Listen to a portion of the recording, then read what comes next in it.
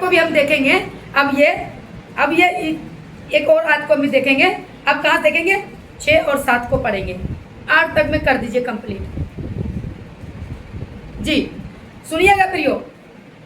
जो किसान परिश्रम करता है, हाँ। फल का अंश पहले उसे मिलना चाहिए। हाँ। जो मैं कहता हूँ उस पर ध्यान दे और प्रभु तुझे सब बातों की समझ देगा। यीशु मसीह को स्मरण रख, जो दाऊद के वंश से हुआ और मरे हुए में से जी उठा, और यह मेरे सुसमाचार के अनुसार है। हाँ, फिर से हालेलुया। मैं एक 5 को पद को पढ़ देते हैं। इस 5 में भी हमको पढ़ना है। कहता है फिर मुझको की जो, क्योंकि वो अगली जो मैंने अभी वीडियो को अपलोड करके फिर से दोबारा छोटा क्लिप बना रहे हैं, तो मैं आपको भी मैं बताना चाहूँ जो मैंने अगली वीडियो में कहा, अखाड़े में जो कि वो संसार में नहीं फंसते हैं, तो 5 कोई सिस्टर ने मिस्टेक किया है, मतलब छोड़ दिया, मैं पूरा कर देते हैं। फिर अखाड़े में लड़ने वाले यदि विधि के अनुसार ना लड़े तो वह मुकुट नहीं पाता। क्या नहीं पाता? मुकुट नहीं पाता।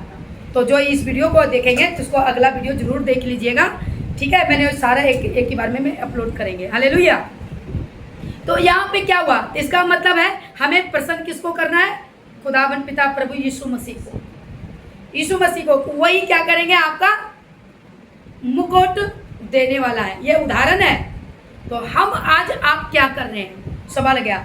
जब हम यीशु मसीह के काम को नहीं करेंगे, उसको प्रसन्न नहीं करेंगे, तो हमें मुकुट नहीं मिलेगा। मुकुट मिले तो बोलो स्वर्ग नहीं मिलेगा, बात खत्म। मुक्ति नहीं मिलेगा। क्यों? हे प्रभु करने वाले राज प्रभु में प्रवेश नहीं करेगा। अब आते हैं अगला पार्ट, तीसरा जो ये बात है 5, 6, 7 को। अब 6 और 7, 8 को पढ़ेंगे। तो यहाँ पे लिखा पढ़ा सिस्टर ने, जो किसान परिश्रम करता है फल का अंश पहले उसे मिलना चाहिए। क्या मिलना चाहिए? अगर कोई फसल करता है, अभी खेती चल रहा है जीरी का यानी धान का, क्या वो खेती जो धान कर रहा है क्या उसको फल नहीं मिलेगा? बोलो मिलेगा ना। तो फिर हम निराश क्यों होते हैं? आप सेवा कीजिए, आपका जीवन बच रहा है, साथ के साथ प्रभु वहाँ का रास्ता साफ कर रहा है, वो मुकुट मिलेगा और आपके परिवार में, आपके फैमिली में शांति मिल रही है, आशीष मिल रही है और जीने का उद्धार वो मिल गया है। ये कमी नहीं है। हालेलुया। समझ गए? यहाँ पे क्या कहता है? क्या वो 6 पद में फल का अंश पहले उसे मिलना चाहिए, मिलता है, ठीक है। फिर साथ में क्या कहता है? मैं कहता हूँ उस पर ध्यान दे और प्रभु तुझे सब बातों की समझ देगा। क्या देगा? समझ। जो मैं कहता हूँ इन बातों की क्या कर? ध्यान दे। तो आज कलीसिया को वचन का ध्यान देना और उसको लेना जरूरी है। बाइबल पढ़िए, बाइबल के कलाम से आगे बढ़िए। बुद्धि की समझ नहीं है, बुद्धि मांगिए। समझने की बुद्धि नहीं आ रही है, समझने की बुद्धि मांगिए। सुलेमान कितना बड़ा धनवान कैसे बना? बुद्धि से। कैसे बुद्धि हुआ? उसको राजपाट पहले उसको विरासत में राजा बना दिया, घोषित कर दिया। विरासत से मिला ना, लेकिन उसने क्या किया? जब परमेश्वर ने दर्शन मिला तो वो बोला मांग तू जो कुछ मांगता है मैं तुझे दूंगा। क्या मांगा? धन मांगा कि दौलत मांगा? बुद्धि मांगा। इसका मतलब बुद्धि सबसे श्रेष्ठ है। और आज क्या मांगते हैं? वो प्रार्थना नहीं करेंगे, हमें आशीष दे दो, हमें ब्लेस कर दो, हमारे ऊपर थोड़ा रख दो। हालेलुया। हालेलुया। जो कुछ मिलना है ना आपको इसी में मिलेगा। हालेलुया। यीशु कहता है सत्य को जानो, सत्य तुम्हें क्या कर देंगे? आजाद कर देंगे। हालेलुया। तो इस बेस से आपको ऐसे वचन का ज्ञान मिलेगा और ज्ञान ही हमें आगे बढ़ाती है। हालेलुया।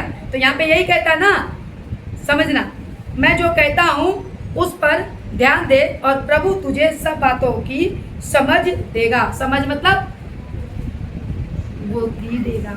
और 8 में क्या कहता है? पढ़ दो जरा। यीशु मसीह को स्मरण रख, जो दाऊद के वंश से हुआ और मरे हुए में से जी उठा, और यह मेरे सुसमाचार के अनुसार है। क्या है? कहता है कि तुमको किसका ध्यान रखना है, किस पर चलना है, किस आज्ञा को मानना है? वचन।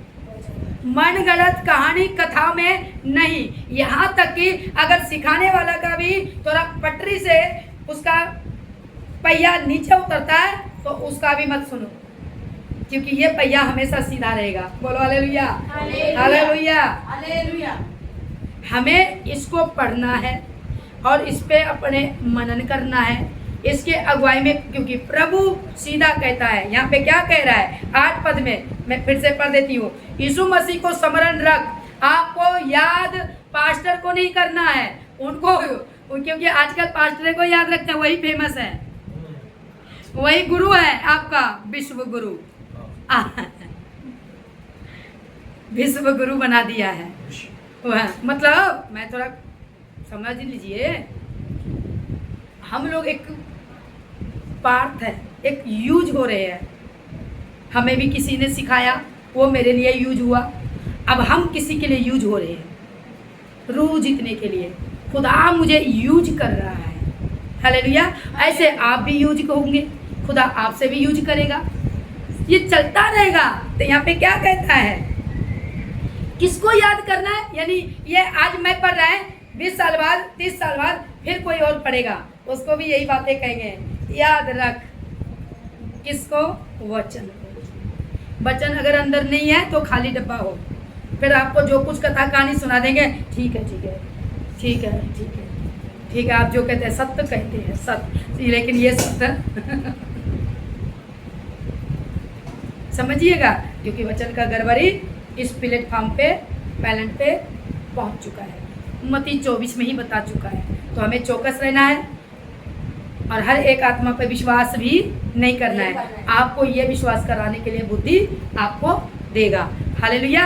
कैसे? जब आप इसकी आज्ञा में आज्ञाकारी बनकर सही चलेंगे। हाँ, आगे बढ़ते। ये नहीं कि बस जो हमारा पास्टर कहता है वही सही है। अरे वो मनुष्य है, मैं भी कहीं न कहीं डगमगा सकते हैं, मैं भी कहीं ना कहीं मेरे से मिस्टेक हो सकता है, मैं परफेक्ट नहीं है। लेकिन यहाँ आजकल तो बोलते हैं मैं परफेक्ट हूँ, 100% मैं जानता हूँ। मैं तो बोलती हूँ 30% ही मुझे चुना है प्रभु ने, क्योंकि प्रभु ने 30, 60, 100 वाले को ही आशीष दी है, तो हम 30 में ही गिनती देते हैं। बोलो हालेलुया, ठीक है ना। अच्छा भूमि हूँ ना, 30 फल लाया है।